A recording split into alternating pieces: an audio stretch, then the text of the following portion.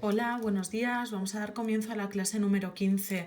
Esta clase la vamos a dedicar a la última parte del tema que nos queda, que es la continuidad de una función. Bueno, imagino que es algo de lo que ya habéis oído hablar, si no en tercero o en cuarto de la ESO, y en este curso, bueno, pues lo vamos a ver todo un poco más detallado.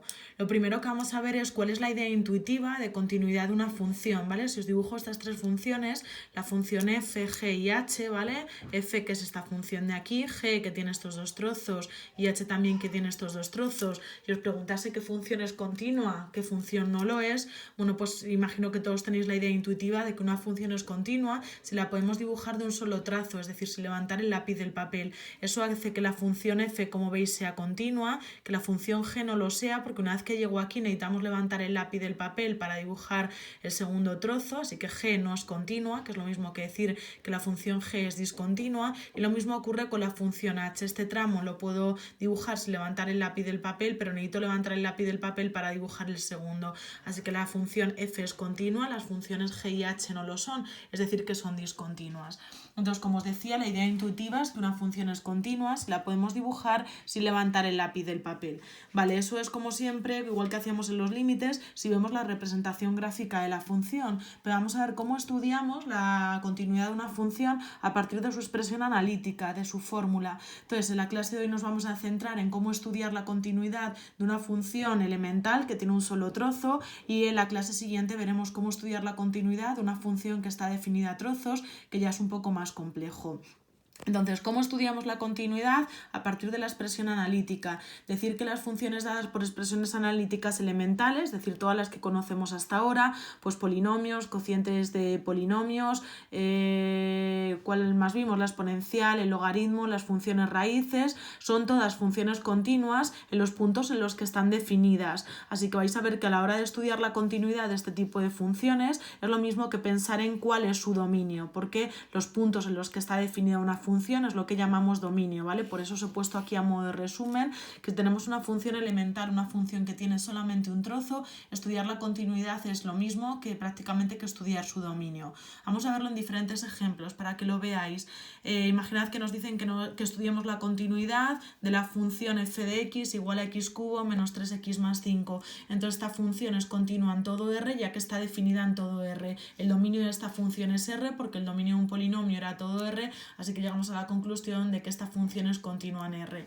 En el segundo ejemplo tenéis un cociente de dos polinomios. Sabíamos que los polinomios nos daban problema en los puntos o puntos que anulaban el denominador, que en este caso el valor que anula el denominador es menos 3. Así que llegamos a la conclusión de que esta función es continua en su dominio, y su dominio es todo el conjunto de los números reales excepto el valor menos 3, y aquí os explico pues eso, porque en el valor menos 3 no está definida. Tercer ejemplo, tenemos una raíz de índice par, así que será continua en los puntos en los que esté definida, en los puntos de su dominio. Recordad que para estudiar el dominio de una raíz de índice par lo que se tenía que cumplir era que lo que había dentro, el radicando, tenía que ser mayor o igual que 0. Nos queda una inecuación de primer grado muy sencillita, el 4 que está restando pasa hacia el otro lado sumando. Si lo representamos, los valores mayores o iguales que 4 son los que están a la derecha del 4, incluido el 4, así que esto se escribe en forma de intervalo, 4 más infinito, 4 cerrado, infinito abierto. Así que nada, como veis, estudiar dónde es continua una función elemental es lo mismo que ver dónde está definida, es decir, que ver cuál es su dominio.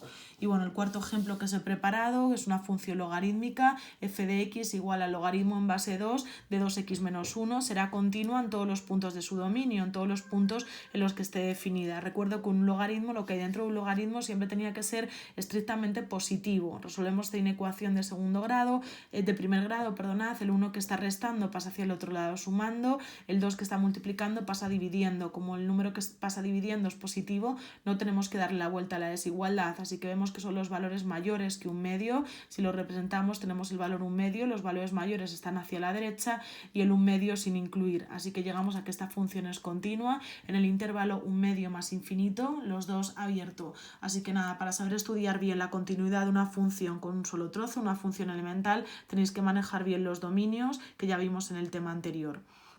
Vale, ahora vamos a ver cuál es teóricamente la definición de continuidad en un punto, porque cuando en la siguiente clase, en la del martes, estudiemos la continuidad de una función definida a trozos, lo vamos a tener que aplicar, ¿vale? Así que nada, esto que vamos a ver a continuación es un poco una clase de preparación para poder ver la del día siguiente. ¿Cuál es la definición de continuidad de una función en un punto? Mira, si queremos comprobar estrictamente si una función es continua en el punto A, hay que comprobar estas tres condiciones: que exista el límite cuando x tiende a ese punto de la función f de x, que exista el valor de la función f en el punto A, que es lo mismo que decir que la función esté definida en el punto A, y la tercera condición es que lo que hayamos obtenido en 1 y en 2 sean iguales, es decir, que ambos números coincidan, es decir, el valor del límite cuando x tiende a de la función f de x coincida con el valor de la función f en el punto A. Así que cuando vayamos a estudiar la continuidad de una función definida a trozos tendremos que aplicarlo. Una función es continua en el punto A si existe el límite cuando x tiende a de la función f de x, si existe el valor de la función en el punto A y ambos números son iguales, es decir, el límite cuando x tiende a de la función f de x coincide con f de a. Bueno, os he puesto esa observación, lo que os estaba diciendo, que esta definición es la que utilizaremos cuando estudiemos la continuidad de funciones definidas a trozos. Otra cosa que, bueno, que ya había aparecido, que si una función no es continua en un punto, pues se dice que es discontinua en ese punto, así que tenemos dos formas de poner que una función no es continua o que la función es discontinua en ese punto. Y bueno, por último, una definición que creo que es bastante intuitiva es que una función es continua en todo un intervalo, en el intervalo cerrado AB, si lo es en todos los puntos que hay dentro de ese intervalo. Así que nada, lo que quiero que os haya quedado claro hoy es cómo estudiamos la continuidad de una función elemental, de una función que tiene solamente un trozo, y ya en la clase de mañana retomaremos la definición de continuidad en un punto porque la vamos a tener que usar.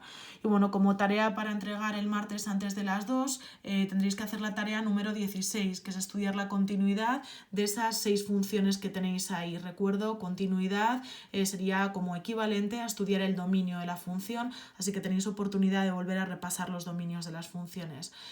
Muchas gracias y esta tarde os cuelgo las soluciones de la tarea número 15. Un saludo.